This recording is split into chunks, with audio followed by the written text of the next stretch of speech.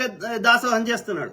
Doctor Babasaheb Ambedkar గారు, పూలే దంపతులు, పెరియార్ రామస్వామి గారు అనేక మంది వాళ్ళ జీవితాలను అర్పించి పోరాటం చేస్తే ఈ లంబడి కొడుకు పోయి మళ్ళా బాబానం దగ్గర కాలు మొక్కుతుంది. కాన్షీరామ్ గారు, మళ్ళీ ఇదే మాయావతి, ఇదే మందకృష్ణ గారు మళ్ళా దళితుల ఆత్మగౌరవాన్ని తీసుకొని కులాలు పోవాలని మనం కొట్లాడుతుంటే కులాలు పోతలేవని బాధపడి కనీసం కుల వివక్షణ పోవాలని మనం అంటే డబ్బు కొట్టుకోమని ఈడే చెప్తున్నాడు.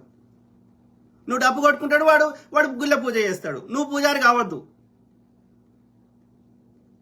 అంటే నీ స్వార్థ ప్రయోజనాల కోసం జాతికి ద్రోహం చేసే ఎరినా కొడుకున్నంతసేపు మనకి ఎట్లా మంచి జరుగుతుంది? ఇలా బీసీ ఎస్సీ ఎస్టీలకు లీడర్లు అని చెప్పుకునే చెత్తనా కొడుకులు వాడు అగ్రకులమూడు అడ్డదారులు దోసుకున్నటువంటి చిల్లర కోసం జాతి ప్రయోజనాలు తాకట్టు పెట్టినాక నాకు ఎక్కడ దొరుకుతుంది? ఎన్నేళ్ళున్నా నేను ఇట్లనే ఉంటా.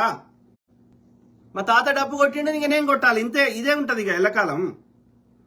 మందకృష్ణ గారు మరి వాడు డబ్బు కొట్టాడు, వాని బిడ్డ కొట్టది.